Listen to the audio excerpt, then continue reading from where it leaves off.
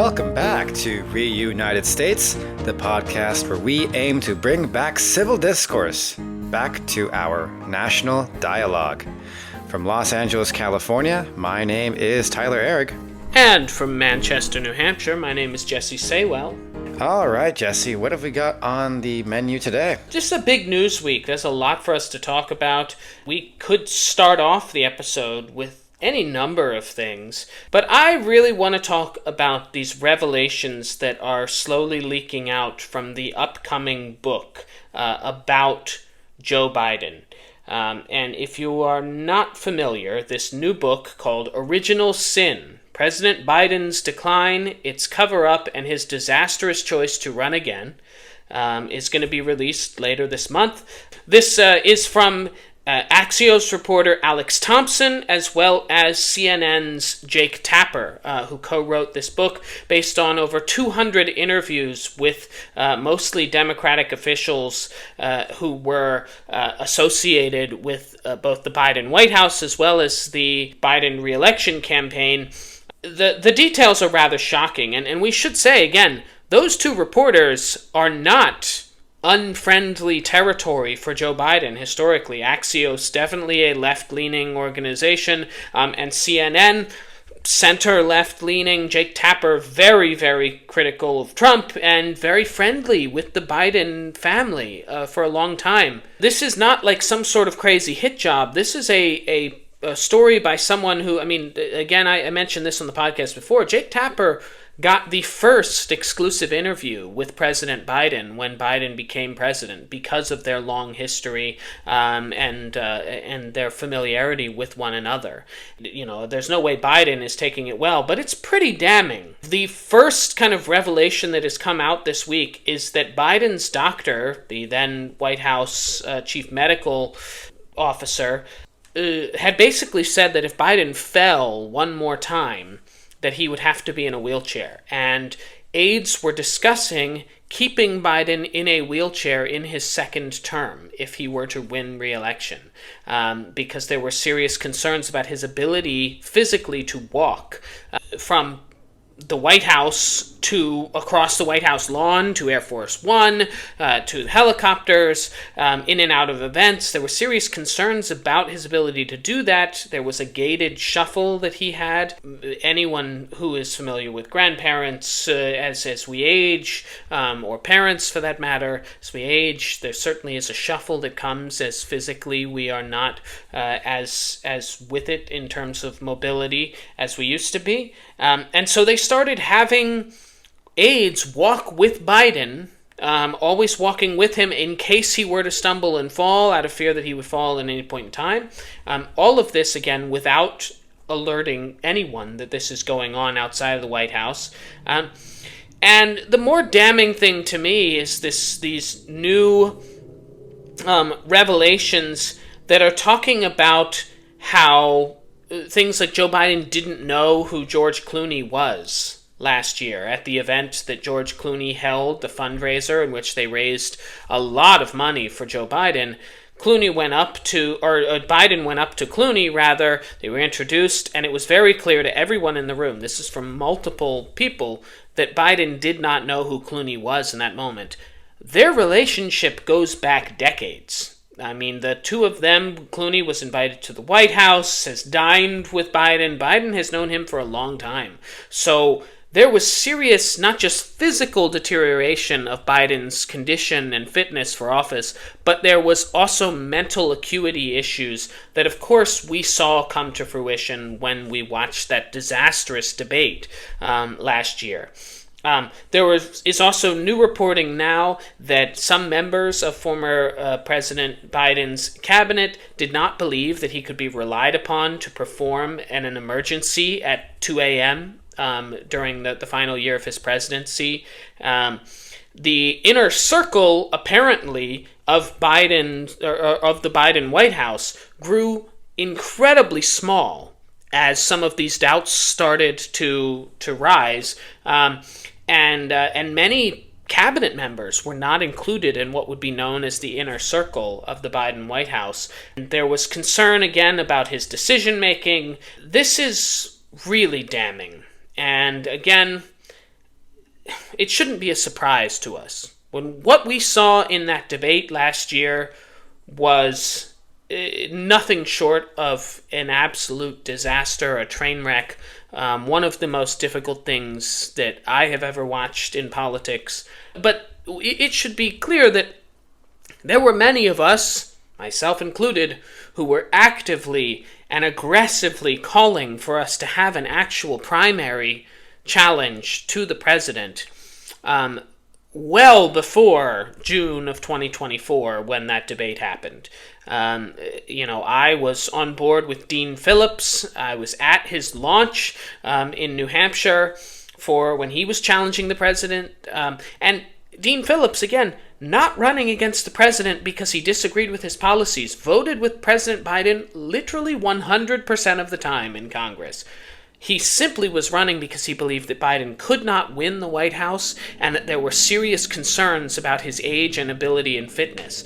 And the Biden White House, I saw it firsthand, slandered Dean Phillips aggressively, and quite frankly, many members of the Democratic Party owe him a significant apology for the way that he was treated, as he had no interest. He said it in his speech. I have no interest in actually being the candidate. I am doing this because no one else will. He tried to recruit Gretchen Whitmer. He tried to recruit several other Democrats, reportedly Cory Booker as well. He was trying to get Democrats to challenge Biden, and they simply wouldn't do it. And there was just a denial of what the situation was. And this is really damning. It's frustrating to me because, again, this is what led to Donald Trump being reelected to the White House. There is no path. I genuinely believe if the Democratic voters had been given an opportunity to have a primary, an open primary, and put forth the best candidate to take on Donald Trump, they would have chosen someone who would have beaten him. And you know why I believe this, and several people have kind of pushed back on this, but the reason I believe this is because it was a close election. This idea that it was some sort of blowout, it wasn't. Was it a larger margin than most people expected? Not us, for the record, but was it a larger margin than what most people expected? Yes, of course. But that's in the Electoral College. If you actually look at the states, I mean, it wasn't like Kamala Harris got blown out in any of these states. And, as we've touched on before, it is significant to see that Senate candidates, Democratic Senate candidates, won in 4 of these swing states. And so there clearly was not some sort of overall MAGA mandate that wanted total Republican control and Donald Trump to control everything. His unpopularity was high. If we could have put out someone who could have distanced themselves from the Biden White House, which, because of what we saw in front of us, was not trusted, I really do believe that Donald Trump would not be president right now. You would have a Democrat in office at this moment, and this is, as the title, that very long title, of the book would lend you to believe. They call it a disastrous choice to run again. It is a disastrous choice. It's one of the great mistakes, and admittedly, it has ruined the Biden legacy. Biden, first and foremost, going forward, will be viewed not just as the man who defeated Trump, which was what he wanted to be viewed as, the one who defeated Trump, but the man who then lost to Trump. And yes, you can put it on Kamala Harris all you want. I've seen people who've said Biden should have stayed the nominee. That's ridiculous. If you look at the numbers, that's absurd. After that debate, you all are forgetting how bad that debate was. The man was not competent to hold office. And the fact that the Democratic Party was willing to try and hide this from us is infuriating. Not just because it's the Democratic Party or something like that. It is because the Democratic Party, as we have said, is the buffer against fascism right now. Against full-on fascism in this country. And the fact that they were willing to gamble that and put forth the president, that no one was willing to go out and leak to people and say, this is really bad and we need to start having this conversation, until it was blatantly in front of us in that horrible debate. It is not a crime of treason, but it is treason of the heart, it feels like to me. I feel betrayed. I feel betrayed by my party. It's so frustrating because it was so visible to so many of us. And we said we wanted another nominee. There were huge numbers in the polling that we wanted another nominee, and they refused. They stuck with Biden when they didn't have to, and now we have Trump. That's my take on it. So you can tell I feel very strongly about it. Tyler, what are your thoughts? I'm going to ask you a few questions here because I want to challenge a few things here. Firstly, the decision to run again. Now, it's my understanding that decision is Joe Biden's and Joe Biden's alone. Sure. Right? It's not like the decision of the party, although kind of is with voting, right? But it's not the decision of the party that he should run.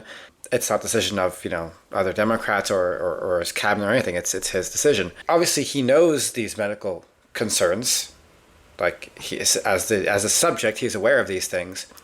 So then my question to you is, what would have benefited from leaking these, or being honest, I should say, and transparent about these medical concerns to the public? Oh. If the goal was to ensure that Joe Biden has the greatest chance of winning because he's going to run again, or as we believed he was going to continue to run again as it is his decision, what would have benefited to be transparent? Wouldn't we have wanted to ensure his image is as pristine as possible, to ensure he has as big an opportunity as he can, considering he's already losing a lot of Democratic support at this time, when he eventually has to run against Donald Trump?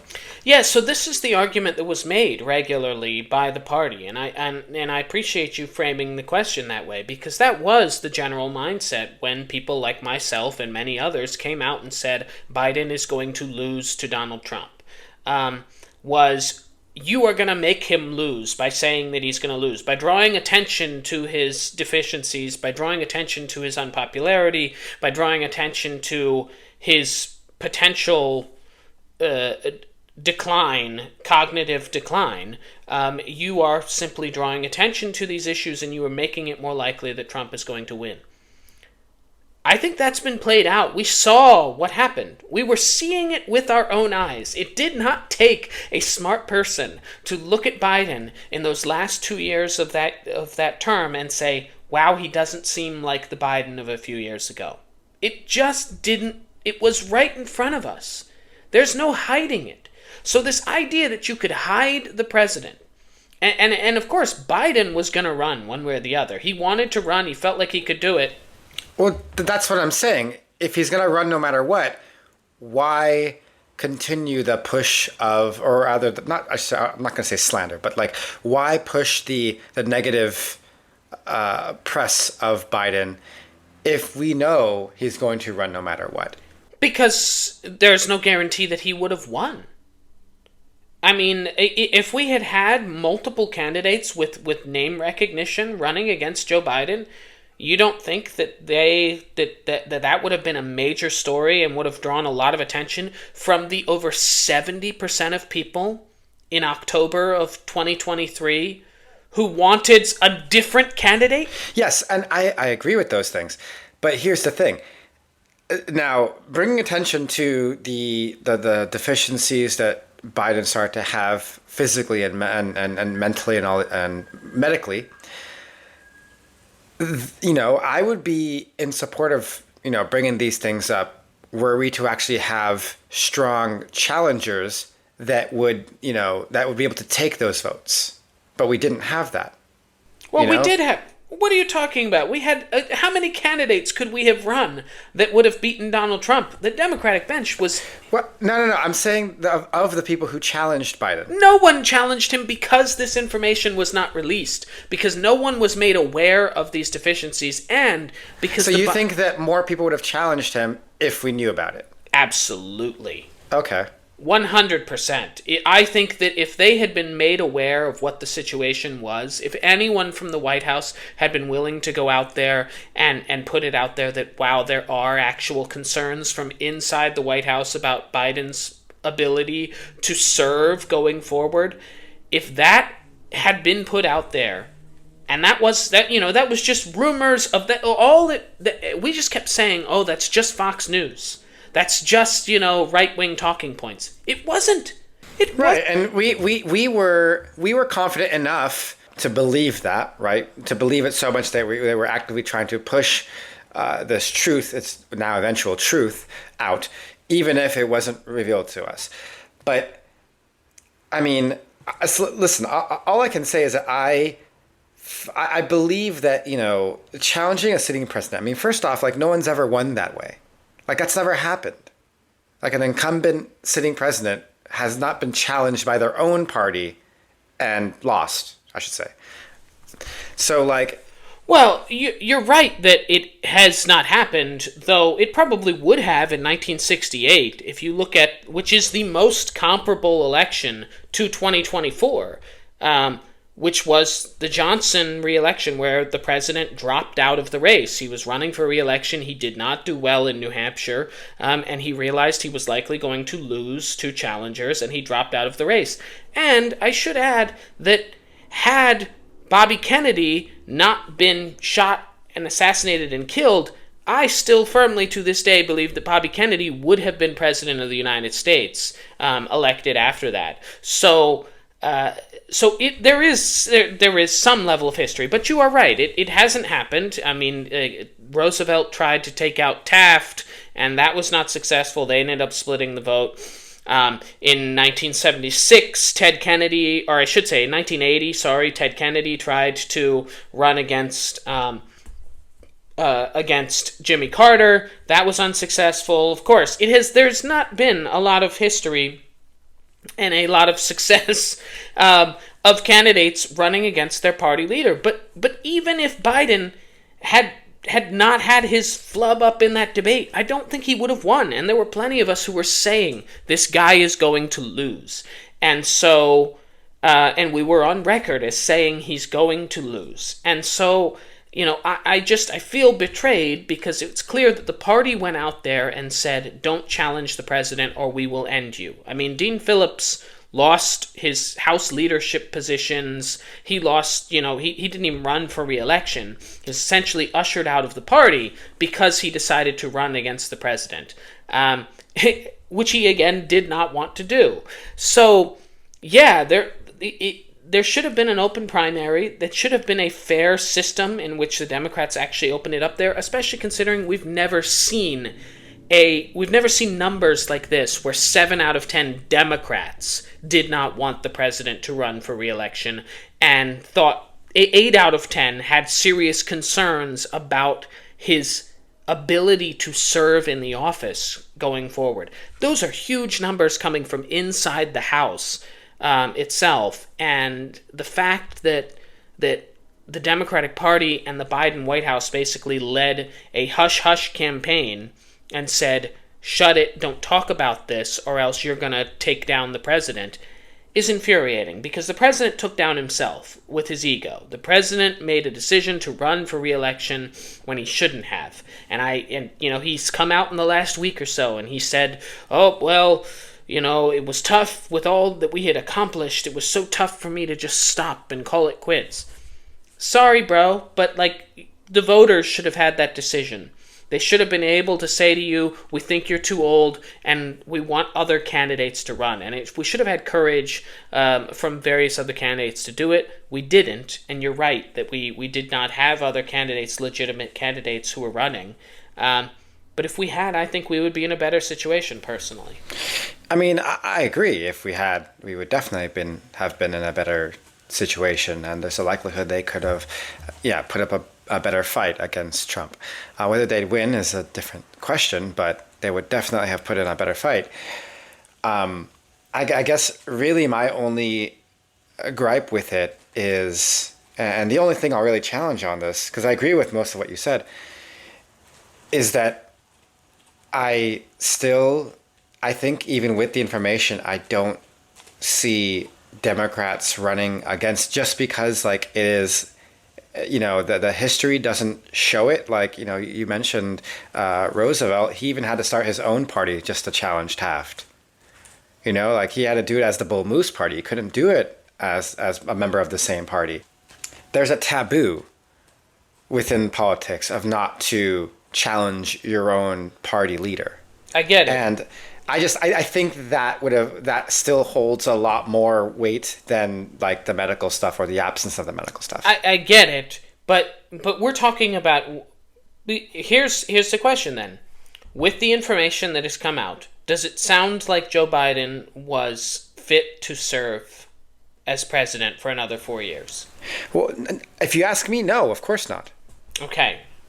But that's not my decision to take him down. I can't take him down. I can't. Okay, if you are in the inner circle of the White House and your job is to work for the American people, I don't like this idea, oh, I work for the president. No, that's what people in Trump world believe. No, you work for the American people. And as such, you see that he is not capable of continuing in the job, or you see serious concerns about his ability to continue in the job, and your thought is, I'm going to try and cover this up, and we're going to strong-arm people into not challenging him. But don't we have reports of people trying to do just that, like advising the president not to run? In the final days of his campaign, we had people inside his inner circle who were like, dude, stop this. Once it was very clear, only once it was public. That's the thing, like only once we saw that disastrous debate performance, which he should have never been put out there in the first place to debate. It's disgraceful that they thought that this was going to go well. They thought they could slide it by us.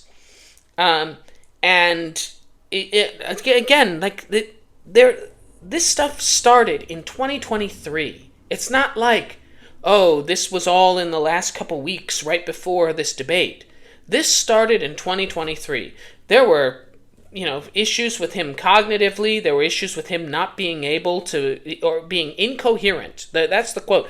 Incoherent after 8 p.m. And it's clear that the White House knew this because they stopped scheduling things after 8 p.m. with Biden. They knew. Like, this is not like they didn't know. They knew what was going on, and they tried to cover it up when democracy was on the line. It's not like we were running against Mitt Romney. We knew that the nominee was going to be Donald Trump, and that the repercussions of that for the country long term would be an absolute disaster. And it wasn't like Biden was polling well against Trump. This idea that Biden, he's the only person who could beat Trump. In 2020, I believe that was true. I do genuinely believe that Joe Biden was the candidate who could beat Trump in 2020. In 2024, he was one of the only candidates who would have lost to Trump. And as such, Biden has become Ruth Bader Biden, the guy who held on too long and allowed everything that he believed in to be destroyed because of his ego. And I'm mad at Biden, but I'm more mad that there were people around him who knew all of this stuff that we're finding out, and they did nothing to try and bring it to the attention of the people who needed to know. Nancy Pelosi needed to know what was going on with the White House and what was going on with the president. If you think Nancy Pelosi would have sat by and been okay when the president was, clearly not well, we saw what she did. Pelosi took down the president the minute that it was public and visible out there. Pelosi and Obama, essentially, it started a pressure campaign that made it very clear that the president needed to step down. They should have been doing that a long time before then. That's my point. I'm mad. I'm mad that no one had the guts to go up and do it when we were facing down fascism. And I have no doubt that this book, when it gets released, the quotes that we're getting here, this is a quote from the book. At some meetings, others noticed that Biden would occasionally be mumbling and not making much sense. Quote, I don't think he has dementia, said a second cabinet secretary, according to the authors. But the thing is, he's an old man. The president can give you 4 to 6 good hours a day. When he got tired, sloppy isn't the right word, but his guard was down.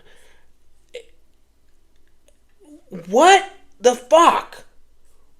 What the fuck? I'm sorry, that's not okay. It is not okay that he was the president of the United States. We should have been having a discussion about him stepping down. Not whether he should run again, whether he should continue to serve. Be serious. Don't lie to the American people. I'm sick of the lies, and the party lied. They did. They actively tried to cover up his situation, his health. They lied to us about what we could see with our own eyes. They told us the economy was great when it didn't feel great to a lot of people. They told us that Biden was totally perfectly fine and that was a right-wing conspiracy theory when it clearly wasn't. I'm mad. I'm mad about this. And it has changed the way I feel about the Democratic Party. And even before this book, I have already felt this way. But this exacerbates it. This news is really, really bad. And the fact that they knew these details, and there were this many people who understood that Biden was not a competent candidate and may not have been a competent president at that time, is infuriating. But that's my 2 cents on it. I could rant about this all day, but I won't. There is other news. There is, in fact, other news. And yes, I generally agree with your points. I do think it's a disastrous decision by the party to continue allowing a president, I should say, to continue running when clearly he can't do his job anymore. Again, we need competency back in the White House, not, faces and names. But on to other news. There's something I wanted to discuss, and that is, some of you may have heard about this. So, a few days ago, the country of Qatar, it's not Qatar, it's Qatar. That's strange to me too. Like a cigar cutter. Like a cigar cutter. Made an unprecedented move and offered a private jet to President Trump, a $400 million luxury jet. And this is weird. This is very strange. To the best of our knowledge, there is no reason that Qatar made this move.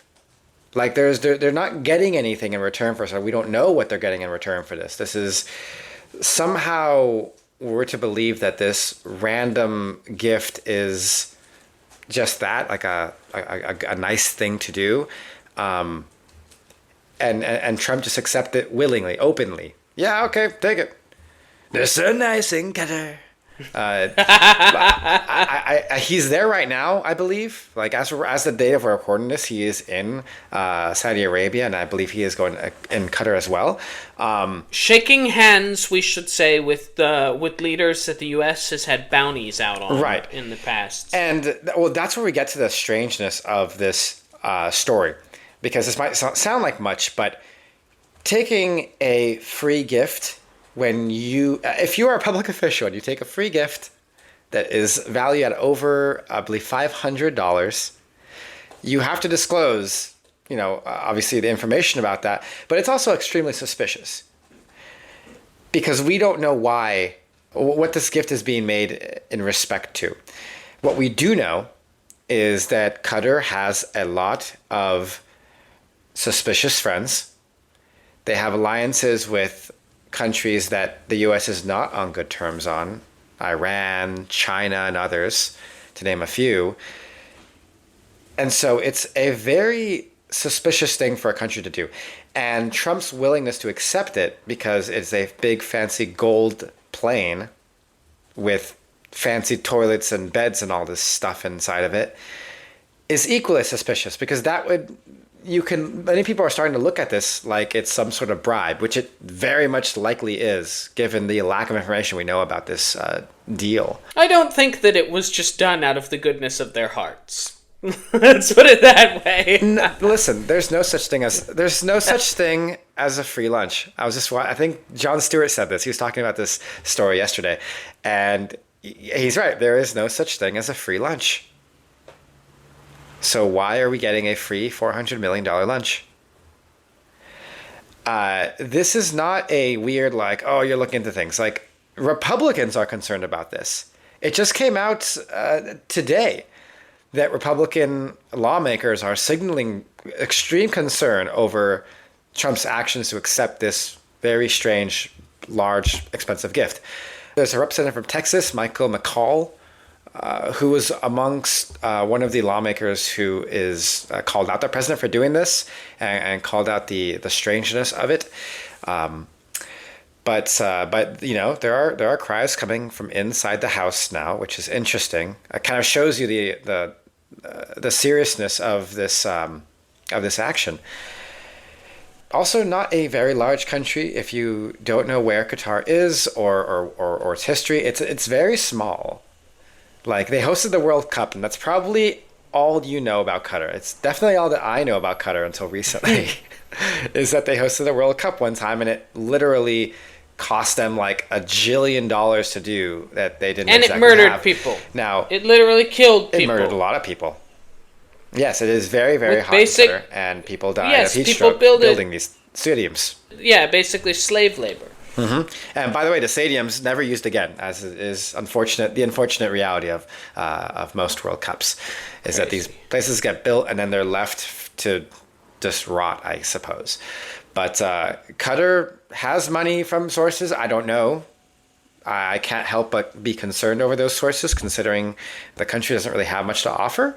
And now they're giving out gifts that are this pricey in respect to their GDP. That, kind of it raises some alarm bells, considering they're allies and considering that we are not allies with their allies. So, I don't know what's going on. I mean, Jesse, do you have any thoughts on this? I know exactly what's going on. I think it's the most obvious thing. It is exactly what we think it is. Qatar is saying, we will give you this $400 million jet, which, by the way, it's not just, we're going to give it to the United States government. No, they're giving it to Trump.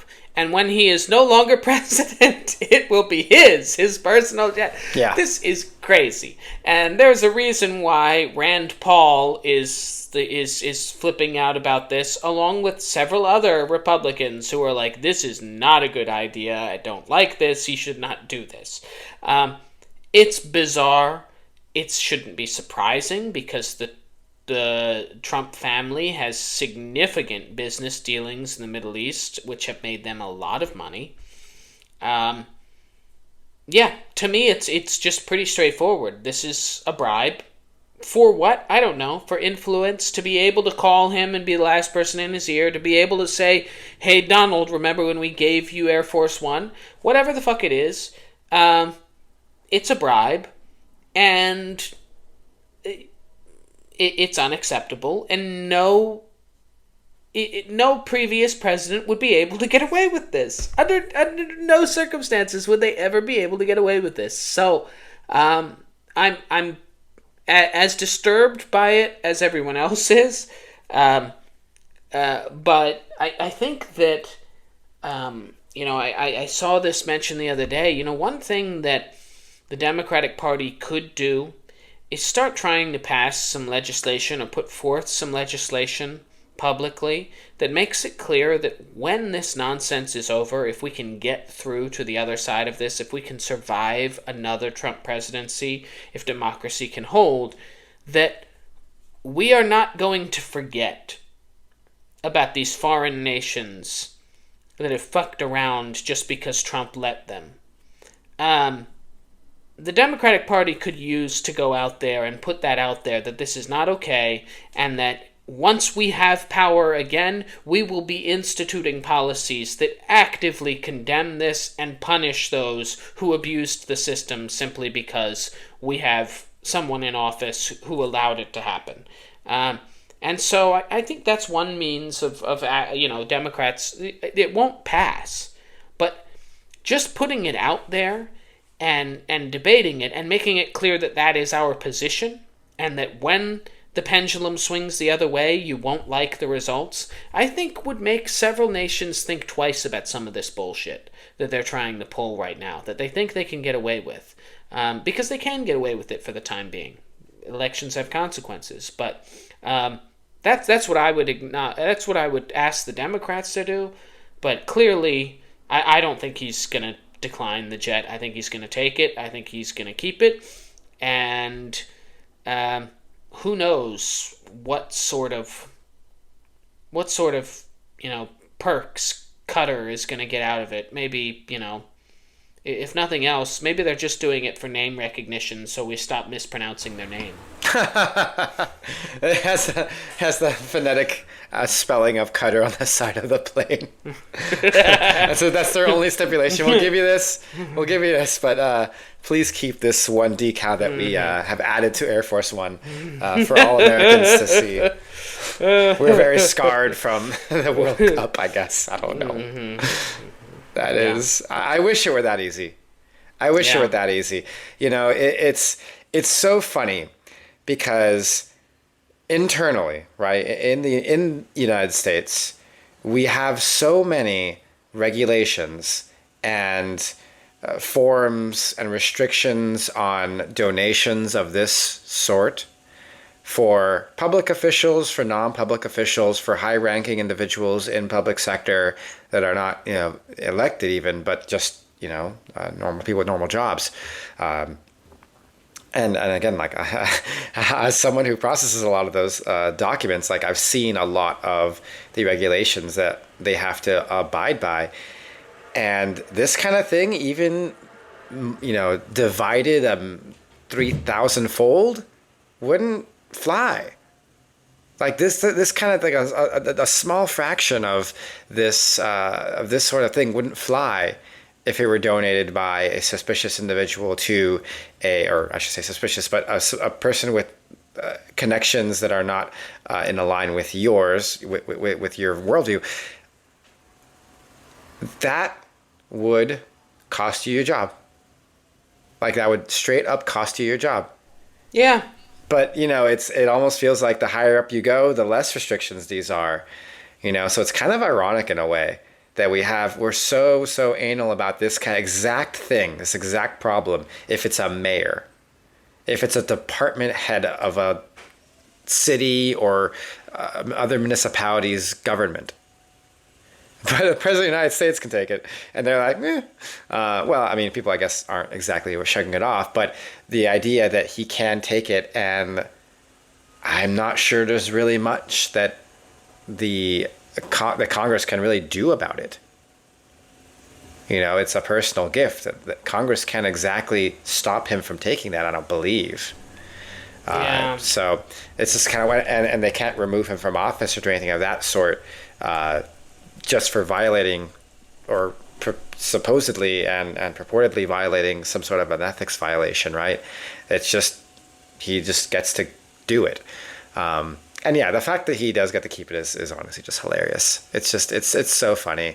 And it's funny because, the Trump family as a whole has benefited so much from this presidency. They have made so much money because of Donald Trump's actions as the president. Do you remember when we were like our biggest concern with Trump and the ethics, situation was when he's hosting Middle East leaders at Mar-a-Lago.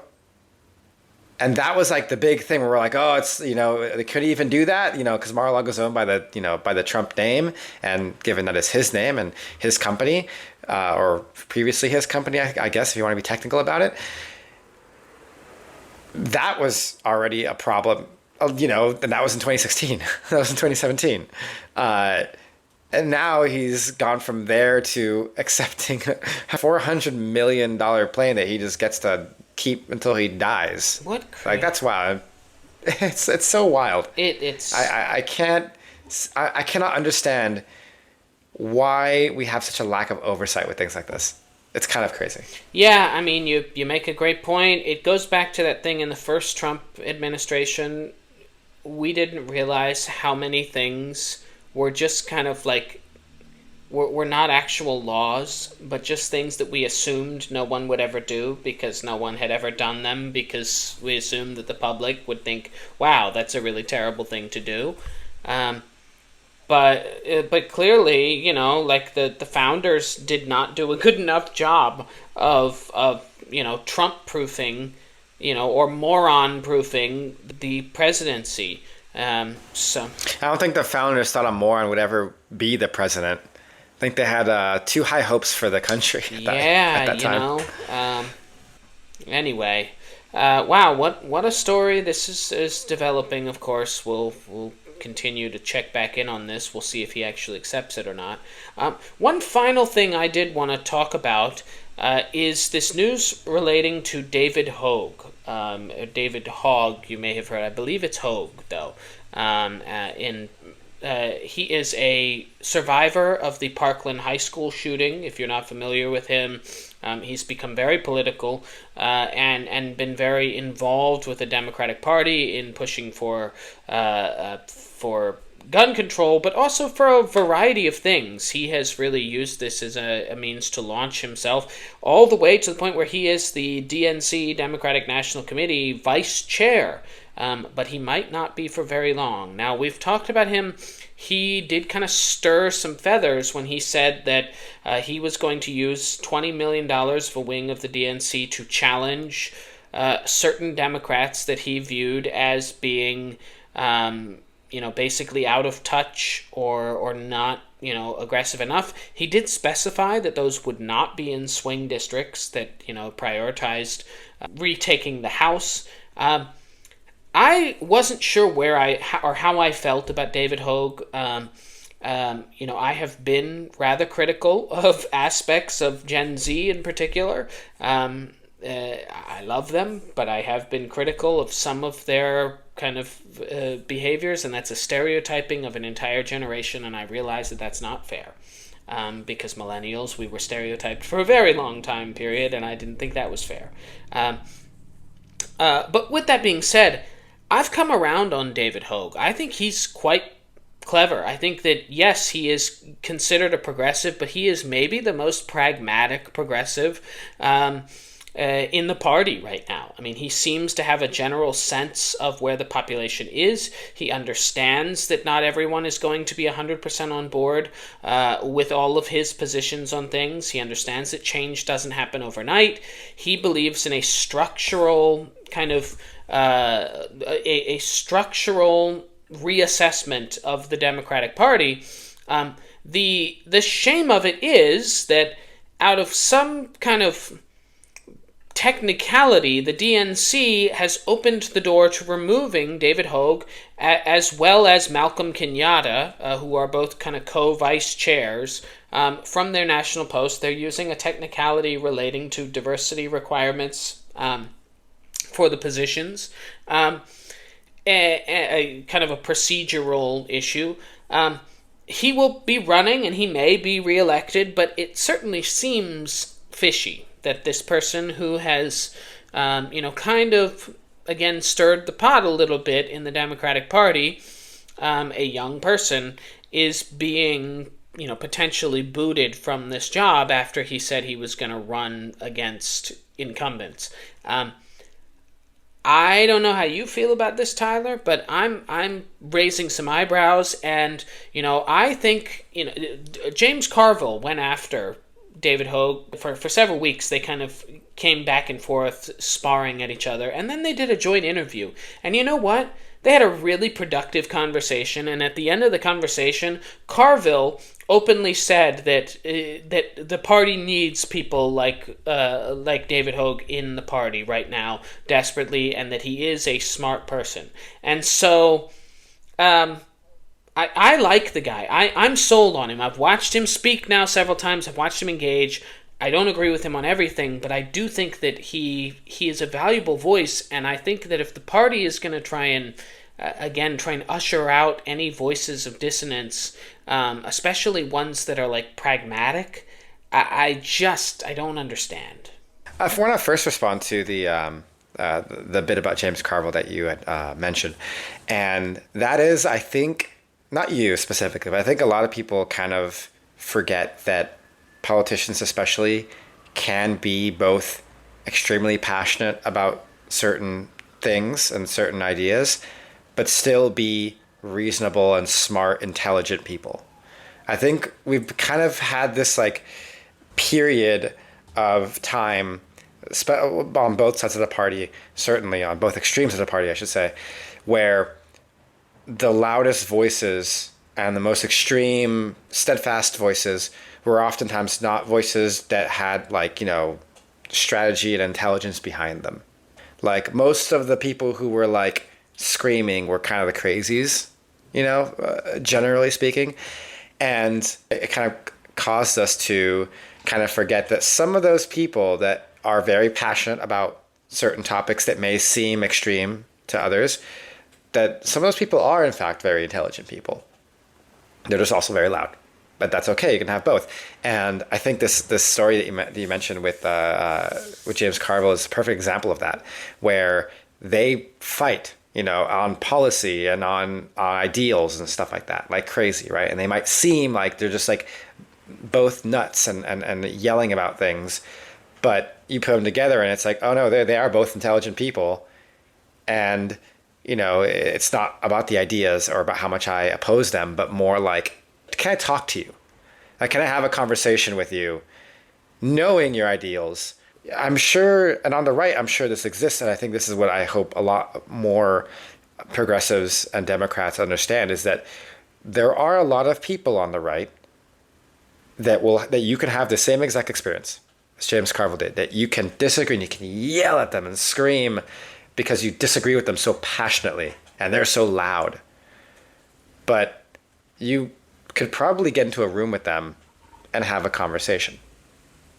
A reasonable, sensible conversation where doesn't mean you have to agree at the end or they have to agree at the end, but you can have the conversation. That's the first step, right? You can actually have the chat and show people that, being passionate about something, one, is not a bad thing, but two, also doesn't necessarily mean that it means that the conversation isn't always about winning. It's about educating.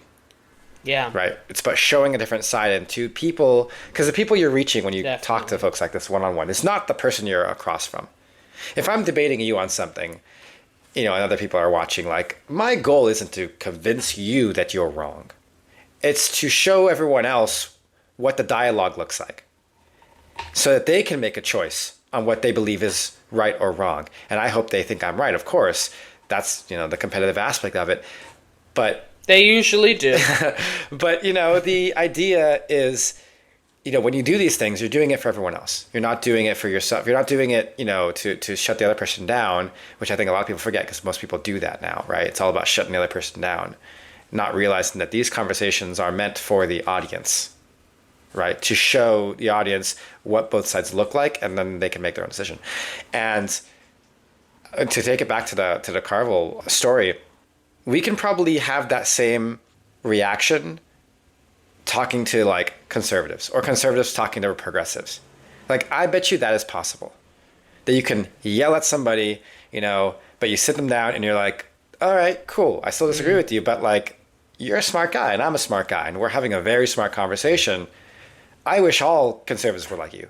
I wish all liberals were like you, because this is something that, while it's not resulting in, winning or losing, it does result in understanding a new perspective. Yeah. Now, this took a whole different tangent here, but I guess going back to David Hogg, and specifically the DNC's reaction to him, I think this is a very well-timed story because this feels like a sequel to our conversation from last week, where we talked about the DNC's tactics in trying to eat their own, right? How they kind of focus too much on this and they lose sight of what they need to do in order to, be a successful party again.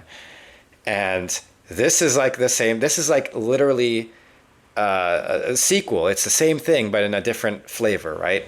Hogg might as well be a Fetterman in this case, where it's like he did something, pissed off the party in some way, whether it's Fetterman, shaking hands across the aisle, something that, by the way, we encourage people to do, or David Hogg, I don't even know what he did, like just like winning a seat, and questioning the direction of the party, saying that there are things wrong with the party, which there clearly are. Well, there are giant things wrong with the party. But even, and it's funny because I think about it, I'm like, that's not wrong. That's not like a bad thing, which of course it is not. But but the DNC, again, focusing on these internal issues that do not mean a thing to the voter and do not mean a thing to conservatives, do not mean anything when it comes to helping your platform win seats and win elections. All it's showing is how disorganized you are, because you can't help but focus on making sure your internals are safe from replacement. That's the kind of thing about the DNC. Like, it's kind of like this weird, like, I don't want to say the word Illuminati because that gives kind of other connotations, but it's like a secret, group of people. You don't even know who they are. They're like, it's just like a weird, collection of individuals, because it is a thing. It's an entity. You're sounding a little Pizzagate-y right now. Well, they're drinking the blood. No, they're not. No, that's not what I'm saying. What I'm saying is that it's. Where are the children? It's an entity in which it operates like a business. It's only trying to protect itself and the people within this entity. That's what I mean by that. And they have to kind of, attack these people of their own, because these people are threatening the safety of this, inner circle of people, right? This inner circle of the quote unquote business. Yeah. When you think like, well, DNC, isn't that just an idea? It's the Democrats. That's a platform. It's not a people. Yeah, but the DNC is a people, just like the RNC is a people. Yeah. And that's kind of like where people get to make it a kind of a sequel episode from last week. That's kind of the differentiation that we have to make, right? When people are like, I can't vote Democrat because I hate the party. Dude, the party and Democrats are two different things. Yes. Like there is Democrats the idea, Democrats the platform, Democrats the legislation, and there is the DNC, the Democratic National Committee, which is a business. And it's kind of like people separating their religious beliefs from the institution of religion. That's what comes to my mind. The one thing I do want to finish with, just to tie into what you said about the Democrats and the conversations and kind of silencing discourse in some ways. Democrats need to do a better job of going into Republican spaces and having awkward and intense conversations. You know why, like, Charlie Kirk convinces a lot of people, or Ben Shapiro convinces a lot of people? It's not because they just go and they only talk to people they agree with.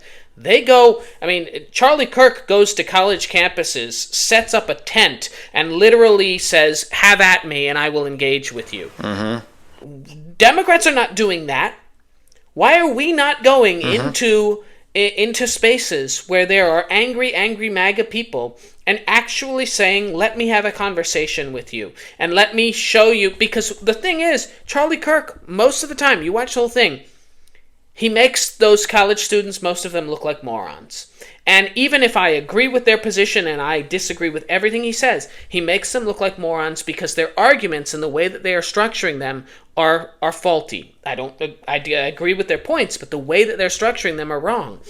And that should be a lesson. We need to be making better arguments. We need to figure out how to make stronger, more compelling arguments. Ben Shapiro says things that, can be very intelligent. The guy is an intelligent man. I disagree with him on any number of things ideologically. I don't think he's a good person, but I do think he's an intelligent person. Yeah, he just hopes that nobody knows what a slippery slope fallacy is. Exactly.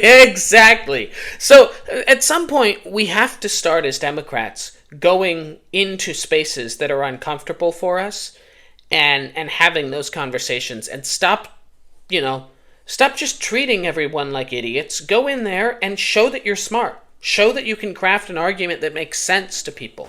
But Jesse, if I go into these Republican spaces, stop it. And then they might bring a gun, and if they bring a gun, then they might shoot my parents, Nah. If they shoot my parents, I might turn into Batman. Stop it. And if I turn into Batman, then they'll turn into the Joker, and people will die. So that's why, clearly, I can't go into Stop it. spaces. I can't do it. No. Oh, that's awful. That's horrible. I feel dirty. But no, in all fairness, again, like I feel that those discussions need to happen, and Democrats seem completely uninterested in having discussions with people who disagree with them, and that has to change. That's what we're here to do. So, come on the pod, Ben Shapiro. We'll have a discussion right here, right after Chuck shoot. I promise not to say slippery slope more than five times. Please. I'll give you 5. Yeah. I think that's a perfect point, I think, and I'm gonna start off things we should all agree on right now, because it actually has to do just exactly with that, what you're just talking about. So if you don't mind, I'm gonna respond to you kind of in my things we should all agree on here, because you're right. There is an overabundance of Republican social media influencers who go into these spaces and they own the libs. Right. And yeah, a lot of them are really, really good at it because they know how to frame arguments. And of course they cut the footage. They make sure they only show like the real dumb liberal individuals, that they're progressive individuals that they converse with. But at the same time, there is a presence, a very small one, but there is a presence of individuals on the left that do this on social media. They're nowhere near as big, mind you.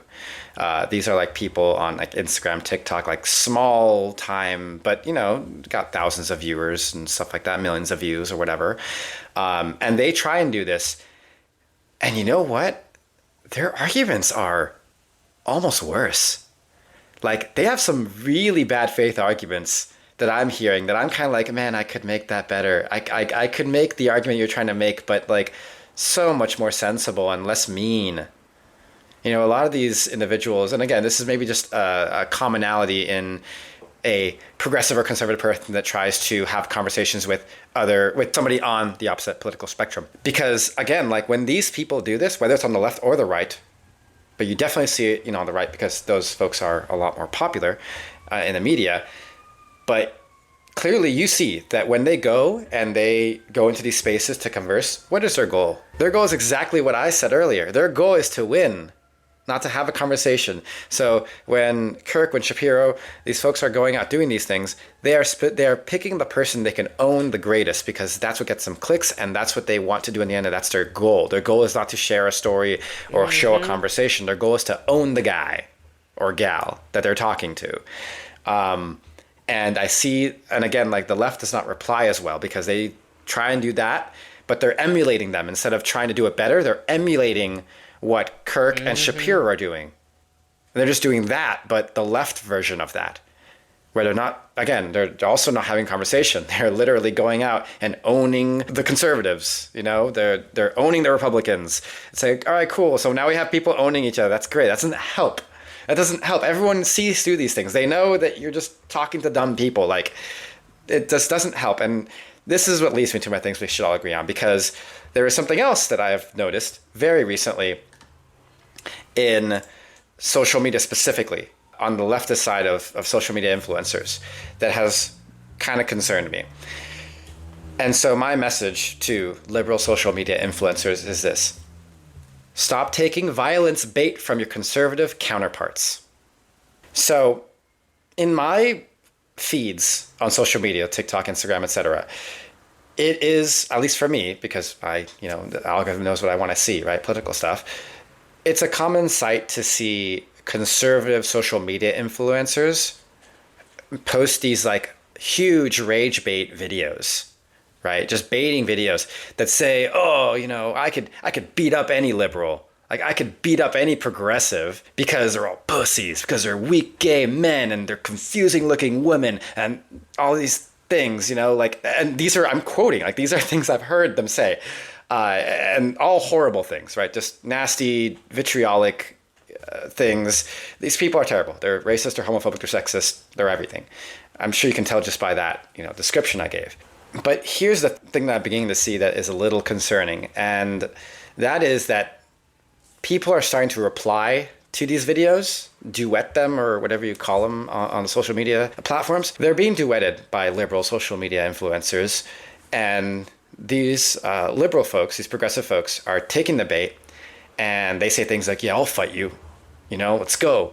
And the message usually being that the people who are replying, the people who are duetting with the videos, they're like in awesome shape, right? They're like bodybuilders, they're boxers, they're weightlifters, right? They're all super buff and strong, right? And the idea is like, oh yeah, like he says that we're all like weak and gay or whatever, right? But like obviously that person that's replying is like the antithesis of the picture conservatives try to paint of progressives. And that by itself, yeah, that's fun. That's fine. I don't mind that. That's funny. But one guy last night I saw, it concerned me, and I saw more of this, but this one guy that I saw was duetting the video again, like buff progressive dude replying to one of these like racist a-holes. And he goes, yeah, let's fight right now. But you know what? Fuck it. Let's put our life on the line. That's right. Me and you, life on the line. Let's go. And I'm watching this like, okay, hold on. Hold on a second. I am all for like, owning these people or whatever, right? And, telling them how wrong they are. But did you just like threaten his life? Like, are you like saying like, let's have a fucking death match? Now, come on. Okay. Hold on now. Isn't that how you solve your problems, Tyler? Yeah, cage matches, of course. Every time I have a fight with an employee, I'm like, let's go, octagon. I'm going to beat the crap out of you. No, of course not. But that's the thing. That's where I'm like, okay, I cannot condone this kind of rhetoric. This is different. I get it. What they say is disgraceful and it's awful, and calling them out it's disgraceful. But calling them out to duke it out in a death match cannot be the message that we send them in retaliation to this. Two reasons. One, it will give them clicks and attention, and that helps them. So like, stop helping them. We don't want to give them, clicks and stuff like that. We want these like awful messages to die into ether. And replying to it just, brings it front and forward. And the other problem is, and this is kind of related to, the conversation we had earlier, is it just continues the violent rhetoric being thrown in our direction. And it just throws it in a different direction. But the violence is still there.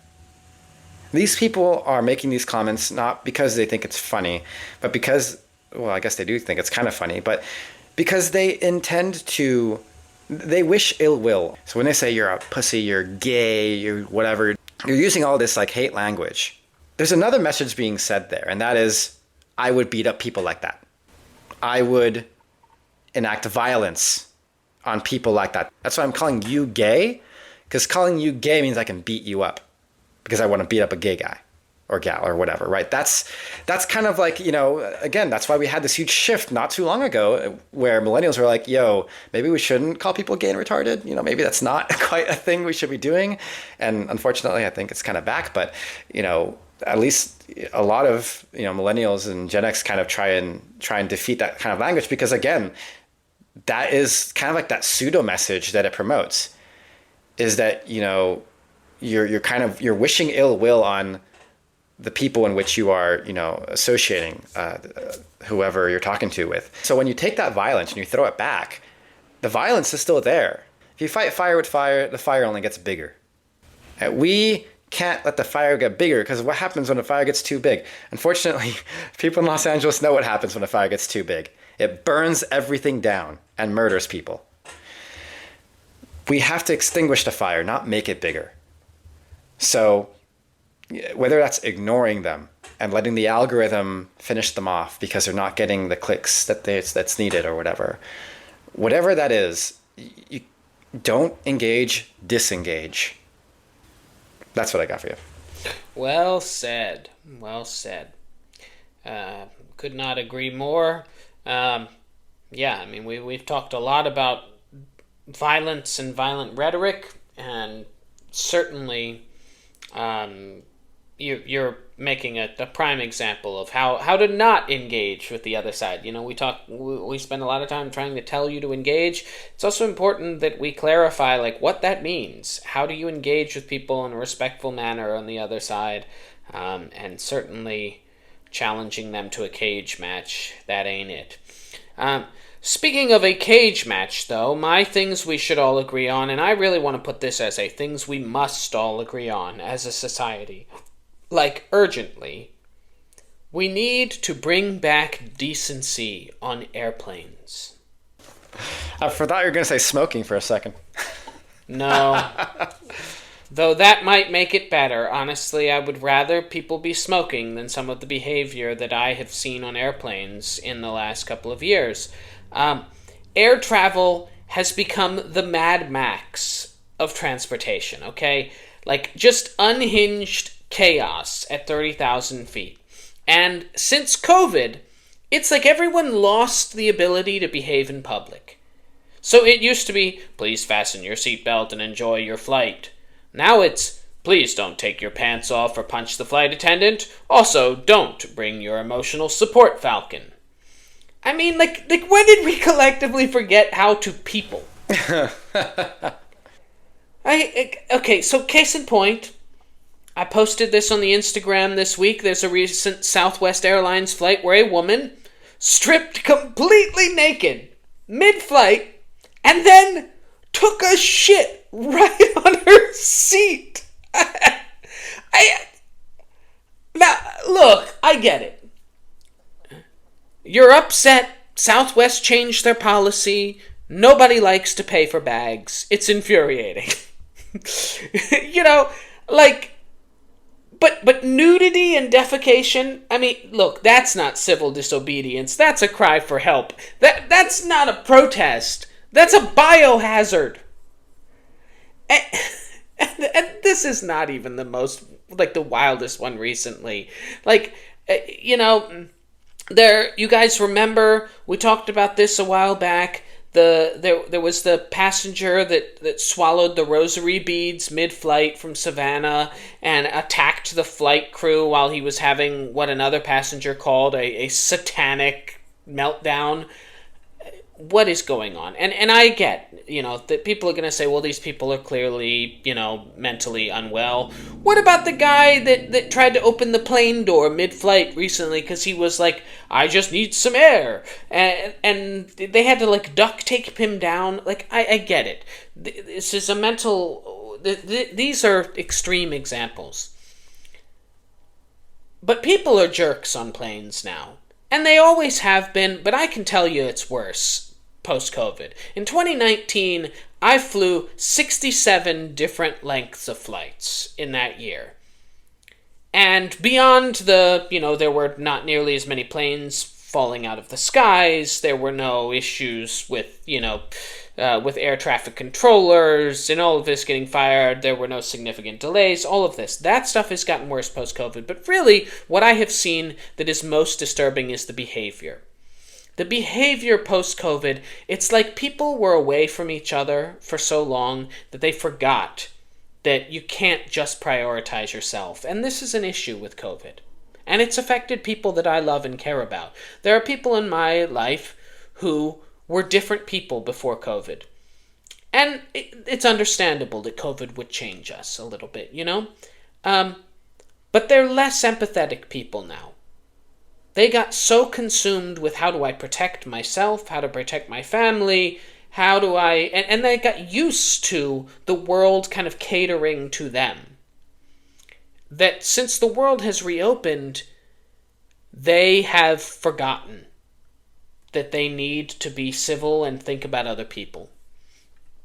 And this has been most evident on planes. I've seen people get detained on planes, detained coming off of planes. I saw one guy on a plane, this is not a joke, he was actively collecting pretzels because he was angry that they would not sell him beer. Because he said on another airline they had sold him beer, but on this short flight they were not selling beer. So he was actively collecting pretzels from other people. He just kept going up. He got up in the aisle and he started asking people, can I have your pretzels? And he did that just so he could throw them all at the flight attendant. this is crazy. Why are we letting... And no one said anything. They all just... No one, like, stepped in and be like, hey, what the fuck is wrong with you, man? I'm sitting back there. I turned to the guy who was like, bro, stop. And then, a couple people, like, patted me on the back. Like, it was very brave of you. No, it wasn't. It was... The dude threw pretzels at someone. If I see that, just in life, I'm going to call that out. I'm going to be like, stop it. Leave the flight attendant alone. Like, we have to start policing each other. This is ridiculous. Like, what is going on? I just... I'm not saying that flying was ever glamorous. We're all crammed in there like, sad little Pringles. But can we agree that pants should stay on? Asses should stay in the seats. And that no one should ever, under any circumstances, throw something at another passenger or flight attendant. Like, I long for the days when air travel was boring. When the most exciting thing on your flight was whether you got Biscoff cookies. I miss the quiet dignity of, sitting there watching a really bad movie that I would otherwise never have watched, because what the fuck else am I going to do? While, pretending that I'm fine being in a middle seat between a snorer and a guy who brought his own personal neck fan. Like, that stuff sucked. And I get that. But we used to understand that flying sucked. We used to be decent about it. We used to understand that we were all in this together. It's not the flight attendant's fault. It's not the pilot's fault. It's not the other passenger's fault. Be kind to one another. Please. Let's bring back the basics, folks. A little patience, a little politeness, a little not shitting on seats energy. Let's fly the friendly skies again. Not the feral ones. I don't even know what to say to that. Yeah, man. I mean, don't be dicks, I guess. Yeah. Like, you'd think it'd be common sense, but we are an uncommon people, I suppose. That dude who threw the pretzels, he literally, like, when the bell went off, he sprinted down the aisle. First of all, he should have been detained for throwing the pretzels. Like, she was definitely, like, I should call a fucking marshal on you. But when the bell went off, he sprinted down the aisle like he was going to get through, and he started barging into people. And again, no one said anything. Just be like, please, sir, behave yourself. Fucking morons. Anyway, I'm done with the plane shit. I'm tired of people acting like, like buffoons on planes. I'm tired of people acting like buffoons in general. Like, we need to go back to being polite. We're talking about reunite the states. It should start on the planes. Reunite the planes. Oh, God. When we worked together all those years ago, you once told me that you had an uncanny ability to attract, like, the worst customer calls we've ever had. I did. Maybe you attract the worst airplane passengers, too? I don't know, man.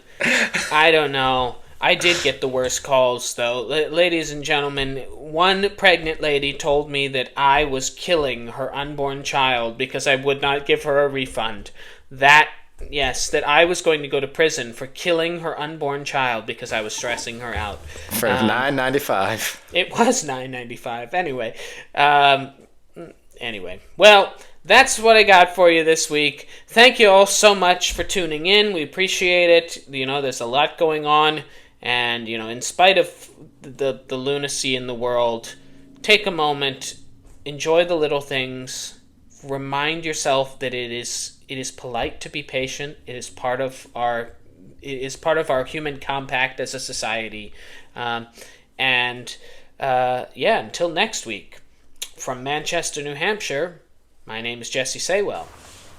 And from Los Angeles, California, my name is Tyler Erg. And this has been Reunited States. Follow us on Instagram at Reunited States Pod. When the whole world has got you down and there's no one else around, turn that frown right upside